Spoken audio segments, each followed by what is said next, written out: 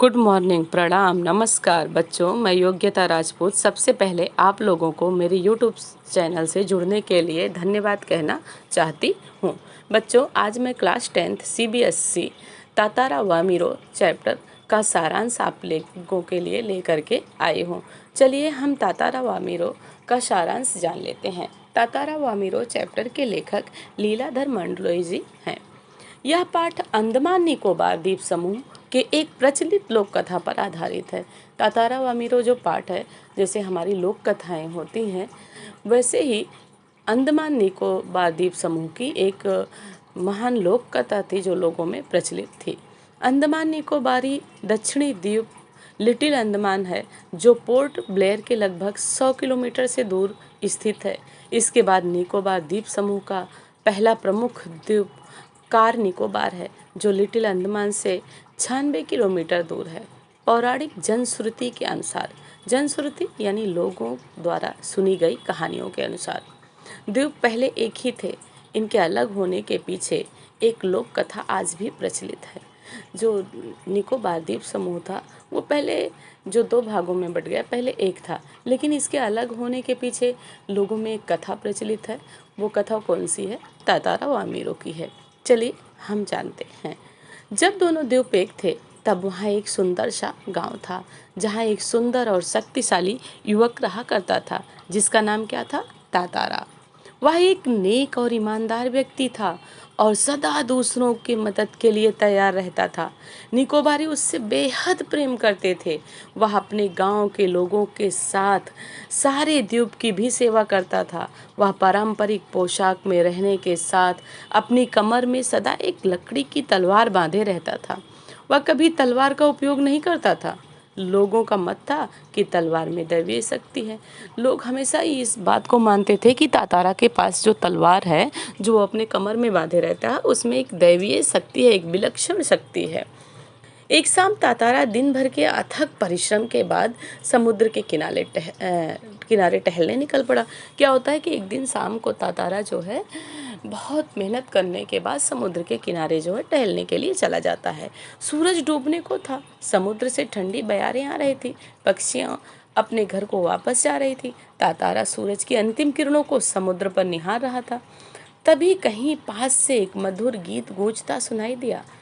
सुध बुध खोने लगा, जिसे सुन करके तातारा जो है अपनी सुध बुध, अपने होशो हवास को खोने लगा। बच्चों, सुध बुध जो है, सुध बुध खोना मुहावरा शब्द है, जिसका अर्थ होता है होशो हवास खो देना या होश में न होना। लहरों की एक प्रबल वेग ने उसे जगाया। वह जिधर से गीत के स्वर आ रहे थे, उधर बढ़ता गया। उसकी नज़र एक युवती पर पड़ी, जो कि वह श्रृंगार गीत गा रही थी। अचानक एक समुद्र लहर उठी और युवती को भिगो दिया, जिसके हड़बड़ाहट में वह अपना गाना भूल गई। जैसे ही लहर उठी और उस युवती के ऊपर वो लहर का पानी पड़ा, वो हड़बड़ा सी गई भीगने की वजह से, और वो अपना गाना बीच में ही उसने छोड़ दिया। तातारा ने विनम्रता पूर्वक उसके मधुर गायन छोड़ने के पीछे वजह पूछी। युवती उसे देखकर चौंक गई। ऐसे असंगत प्रश्न का कारण पूछने लगी। तातारा उसके बार बार गाने को बोल रहा था। अंत में तातारा को अपनी भूल का एहसास हुआ और उसने क्षमा मांगकर उसका नाम पूछा। उसने अपना नाम वामिरो बताया। तातारा ने उसे अपना नाम बताते हुए कल फिर आने के लिए कहा। वामिरो जब अपने घर लपाती पहुंची, वामिरो का घर कहाँ था? लपाती में था। पहुंची तो उसके भीतर से बेचैनी होने लगी। उसने तातारा के व्यक्तित्व में वह सारा गुण पाया जो कि वह अपने जीवन साथी के बारे में सोचती थी, परंतु उनका संबंध परंपरा के विरुद्ध था। इसलिए उसने तातारा को भूलना ही बेहतर समझा। किसी तरह दोनों की रात बीती। दूसरे दिन तातारा लपाती के समुद्री चट्टान पर शाम में वामिरो की प्रतीक्षा करने लगा। सूरज ढलने को था। सहसा तभी उसे नारियल के झुरमुटों के बीच एक आकृति दिखाई दी, जो कि वामिरो की थी। अब दोनों रोज शाम में मिलते और एक दूसरे को एकटक निहारते। लपाती के कुछ युवकों ने उन दोनों को इस मूक प्रेम को भांप लिया और यह बात हवा की तरह सबको मालूम हो गई, परंतु दोनों का विवाह संभव नहीं था, क्योंकि दोनों अलग अलग गांव से थे। सबने दोनों को समझाने का पूरा प्रयास किया, किंतु दोनों अडिग रहे और हर शाम मिलते रहे। क्या होता है जब वामीरो अपने घर पहुंचती है और वो तातारा को भूलने का बार बार प्रयास करती है, लेकिन भूल नहीं पाती है। कारण ये है कि मतलब उन दोनों का वैवाहिक संबंध नहीं हो सकता था, क्योंकि दोनों गाँव में जो दुश्मनी थी उसके कारण दोनों गाँव में वैवाहिक संबंध होना असंभव था। और ऐसी उनकी परंपरा थी कि जिस गांव की लड़की हो उसी गांव में ही उसका विवाह हो सकता है।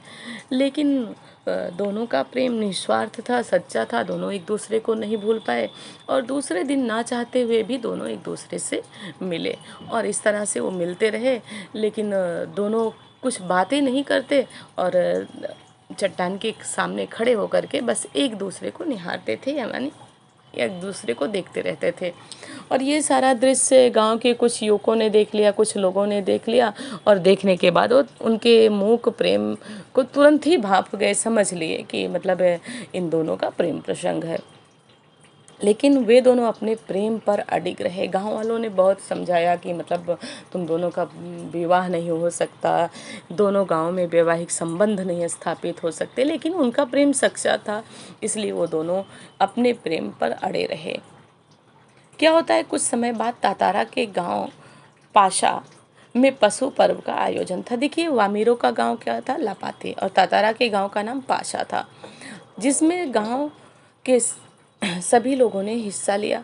पर्व में पशुओं का प्रदर्शन के अतिरिक्त युवकों की भी शक्ति परीक्षा होती थी। साथ ही गीत, संगीत और भोजन का भी आयोजन होता था। शाम में सभी लोग पाशा आने लगे और धीरे धीरे विभिन्न कार्यक्रम होने लगे। परंतु तातारा की नज़रें जो है वो अमीरों को ही ढूंढ रही थी। तभी उसे नारियल के झुरमुट के पीछे वामीरो दिखाई दी। वह तातारा को देखते ही रोने लगी। तातारा विह्वल हुआ। रुदन का सुनकर वामीरो की माँ वहां पहुंच गई। उसने तातारा को बुरा भला कहकर अपमानित किया। गांव के लोग भी तातारा के विरोध में आवाज उठाने लगे। यह तातारा के लिए असहनीय था, यानी सहने योग्य नहीं था। उसे परंपरा पर क्षोभ हो रहा था और अपनी असहायता पर गुस्सा। अचानक उसका तलवार उसकी हाथों में आ गई और उसके हाथ में तलवार की मुट्ठी, मीन्स जहाँ से तलवार पकड़ा जाता है वहाँ पर उसका हाथ पहुँच गया। वो अपने क्रोध को शांत करने के लिए अपनी तलवार को निकाल करके धरती में घोंप दिया, यानी धरती में घुसा दिया और अपनी पूरी ताकत लगाकर उसे खींचने लगा। जहाँ से लकीरें खींचती थी वहाँ धरती में दरार आने लगी। देखते ही देखते द्वीप के दो टुकड़े हो चुके थे। एक तरफ तातारा था और दूसरी तरफ वामीरो। जैसे हमने पहले बताया, तातारा के तलवार में विलक्षण शक्ति थी और जब से ही तातारा ने जमीन में तलवार को धंसाया और धंसाने के बाद तलवार को खींचने लगा, वो देखते ही देखते क्या हुआ कि धरती के दो टुकड़े होने लगे। दूसरा द्वीप धंसने लगा। तातारा को जैसे ही होश आया उसने दूसरे द्वीप पर कूद कर शिरा पकड़ने की कोशिश की, परंतु सफल न रह सका। नीचे की तरफ फिसलने लगा। दोनों के मुंह से एक दूसरे की चीख निकल रही थी। तातारा लुलुहान अचेत पड़ा था। बाद में उसका क्या हुआ कोई नहीं जानता। इधर वामीरो भी तातारा की याद में पागल हो गई। उसने खाना पीना छोड़ दिया। लोगों ने तातारा को खोजने का बहुत प्रयास किया, परंतु वह नहीं मिला। आज न तातारा है न वामीरो है, परंतु उनकी प्रेम कथा घर घर में सुनाई जाती है और इस घटना के निकोबारी एक दूसरे गांव में वैवाहिक संबंध स्थापित करने लगे। तातारा की तलवार से कार निकोबार के जो दो टुकड़े हुए उसमें दूसरा लिटिल अंडमान है।